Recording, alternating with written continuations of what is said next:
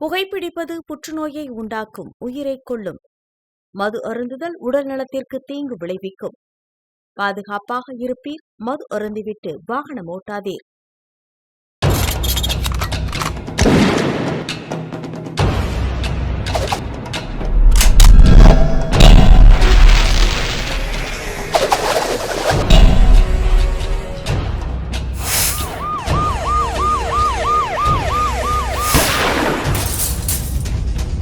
கோப்பியம், உண்மையும் பின்னணியும்.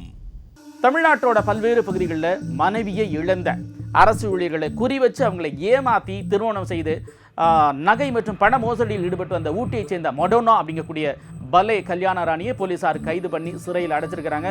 அந்த அதிர்ச்சிகரமான சம்பவத்தை பற்றி இப்போ பார்க்கலாம். சென்னையை அடுத்த கூடுவாஞ்சேரியில் உள்ள டிடிசி நகரை சேர்ந்த முன்னாள் வட்டார சுகாதார ஆய்வாளர் வனத்தையன் இவரது மகள் ஜெசிலியா கடந்த 4 நாட்களுக்கு முன்பு மணிமங்கலம் காவல் நிலையத்தில் ஊட்டியைச் சேர்ந்த மடோனா என்ற பெண் மீது ஒரு பரபரப்பு புகார் அளித்தார். அதில் கடந்த 2021ஆம் ஆண்டு மனைவியை இழந்து தனியே வசித்து வந்த ஆதனூர் வட்டார சுகாதார ஆய்வாளரும் தனது தந்தையுமான வனத்தையனை திருமணம் செய்து கொள்வதற்காக போலி ஆவணங்கள் மூலம் தேவாலய பாதிரியார்களையும் ஏமாற்றி குழந்தை இயேசு ஆலயத்தில் 3ஆவதாக தனது தந்தையை மடோனா திருமணம் செய்து மோசடியில் ஈடுபட்டுள்ளார். மேலும் திருமணம் ஆனவுடனேயே என்னுடைய தந்தையின் சொத்துக்களை அபகரித்துக் கொள்ள அவசரமாக தனக்கு திருமண ஏற்பாடு செய்து திருமணம் செய்து வைத்து என்னையும் என் கணவரையும் சண்டை போட்டு வீட்டை விட்டு துரத்திவிட்டு தந்தையின் சொத்துக்களை அபகரிக்க பல்வேறு திட்டங்களை போட்டு வந்துள்ளார்.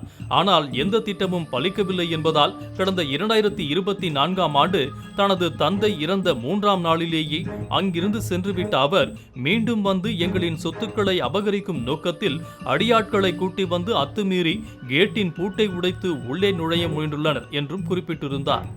இதையடுத்து புகாரின் அடிப்படையில் வழக்கு பதிவு செய்த போலீசார் மடோனா குறித்து விசாரித்ததில் பல்வேறு அதிர்ச்சி தகவல்கள் வெளிவந்தன.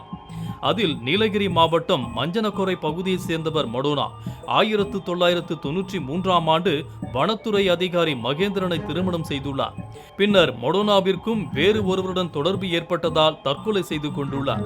அதன் பிறகு 2017ஆம் ஆண்டு இந்திய ராணுவத்தில் பணிபுரிந்து ஓய்வு பெற்ற மனைவியை இழந்து தனியாக வாழ்ந்து வந்த கனகராஜ் என்பவரை திருமணம் செய்துள்ளார். பின்னர் கனகராஜிடமிருந்து 9 லட்சம் ரூபாய் ரொக்கம் மற்றும் 22 பவுன் நகைகளை பெற்றுக்கொண்டு கனகராஜை விவாகரத்து செய்தார். அதன் பின்புதான் கடந்த 2021ஆம் ஆண்டு கூடுவாஞ்சேரி ஆதனூர் பகுதியை சேர்ந்த வனத்தையனை ஏமாற்றி 3ஆவதாக திருமணம் செய்திருக்கிறார்.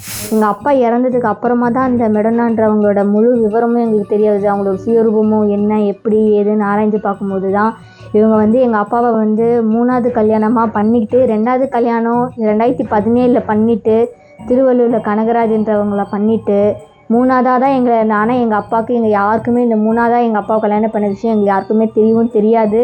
டாக்குமெண்ட்டு பொய்யான ஆவணங்கள்லாம் கொடுத்து தான் சர்ச்சில் இது மாதிரி 2ஆவது கல்யாணம் தான் பண்ணிக்க போகிறேன்னு சொல்லி கல்யாணம் பண்ணி இது சொத்துக்கோசம் தான் இது பண்ணி அதே மாதிரி 2ஆவது புருஷன்கிட்டேருந்து 24 சவரன் நகை பணம் அங்கே ஏமாற்றிட்டு இங்கே எங்களோட சொத்துக்கு இங்கே உட்காந்துட்டு நாங்கள் எங்கள் வீட்டுக்கு எங்களை பிரச்சனை பண்ணிக்கிட்டு எங்களை வாழ விடாமல் ஆளுங்களை கூப்பிட்டு கேட்டை உடச்சிக்கிட்டு பூச்சட்டிலாம் உடச்சிட்டு 10 ஆட்களை கூப்பிட்டு இந்த கொடுவா கத்தி சுள்ளி இதை எடுத்துகிட்டு வீட்டெல்லாம் உடச்சி ஃபீஸ் கடையெல்லாம் பிடிங்கிட்டு எங்கள் நைட்டெல்லாம் தூங்கவே விடலை. அதுக்கப்புறமா இது சம்மந்தமாக காவல்துறையில் மணிமங்கலம் போலீஸ் ஸ்டேஷன்லேயும் கமிஷனர் ஆஃபீஸ்லேயும் நாங்கள் புகார் கொடுத்துருக்கோம். அவங்க நடவடிக்கை எடுக்குன்னு சொல்லியிருக்காங்க. ஸோ இதுக்கப்புறம் அதே மாதிரி மேட்ரிமோனியில் யார் பார்க்குற மாதிரி கல்யாணம் பண்ணுறீங்க அப்படின்னா நல்லா ஒரு தடவைக்கு 2-3 தடவை நல்லா விசாரித்து எல்லாம் பண்ணிக்கோங்க. அதே மாதிரி இந்த பொம்பளை எங்களோட வீட்டோட டாக்குமெண்ட்டு எல்லாத்தையுமே எடுத்துகிட்டு நைட்டோட நைட்டாக எங்கள் பணம் வீட்டில் இந்த பணம் எங்கள் அப்பாவோட டாக்குமெண்ட் எல்லாத்தையும் எடுத்துகிட்டு ஓடியும் போயிட்டாங்க அவங்க. இப்போ யாருமே நாங்கள் எதுவுமே இல்லாமல் தான் இப்போ இங்கே உட்காந்துட்ருக்கோம். ஏன்னா அவங்ககிட்ட மீட்டு தருமானம் தான் காவல் நிலையத்தில் கொடுத்துருக்கோம் புகார். அதே மாதிரி நல்லா நீங்கள் தீர விசாரித்து கல்யாணம் பண்ணுறதா இருந்தால் நல்லா தீர விசாரித்து பண்ணுங்கள் எப்படி எங்கே என்ன ஏதுன்னு சொல்லிட்டு. அதன் பின்பு வனத்தையனுடைய சொத்துக்களையும் அபகரிக்க திட்டம் போட்டு அது பலனளிக்காத நிலையில் திருமணமான 3ஆவது மாதத்திலேயே கருத்து வேறுபாடு காரணமாக பிரிந்து சென்ற மடோனா முன்னாள் கணவரான கனகராஜிடம் சென்று வாழ்ந்து வந்துள்ளார். இந்த சூழலில் வனத்தையன் கேன்சர் நோயால் அவதிப்பட்டு மரண படுக்கையில் இருப்பதை அறிந்து சொத்துக்களை எப்படியாவது அபகரித்து விட வேண்டும் என்ற திட்டத்துடன் வந்த வனத்தையனிடம் இருந்த பணம், நகைகள் மற்றும் சொத்து பத்திரங்கள் அனைத்தையும் கைப்பற்றியிருக்கிறார். இந்நிலையில் கடந்த ஆண்டு வனத்தையன் இறந்து போகவே அதை பயன்படுத்திக் கொண்ட மடோனா வனத்தையனின் மகள் சிசிலியாவின் வீட்டையும் அபகரிக்கும் நோக்கத்தில் அடியாட்களை கூட்டி வந்து அத்துமீறி கேட்டின் பூட்டை உடைத்து உள்ளே நுழைய முற்பட்டிருக்கிறார். இவை அனைத்தும் போலீசாரின் விசாரணையில் தெரியவந்ததை அடுத்து புகாரின் அடிப்படையில் மடோனாவை ஆவடியில் வைத்து போலீசார் கைது செய்தனர்.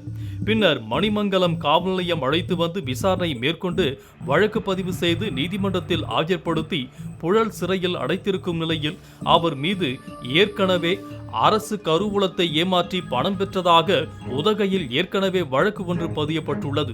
மேலும் மடோனாவை போலீஸ் காவலில் எடுத்து விசாரிக்கும் பட்சத்தில் இன்னும் எத்தனை அரசு அதிகாரிகளை திருமணம் செய்து மோசடியில் ஈடுபட்டு சொத்துக்களை அபகரித்துள்ளார் என்ற முழு விவரம் தெரிய வரும்.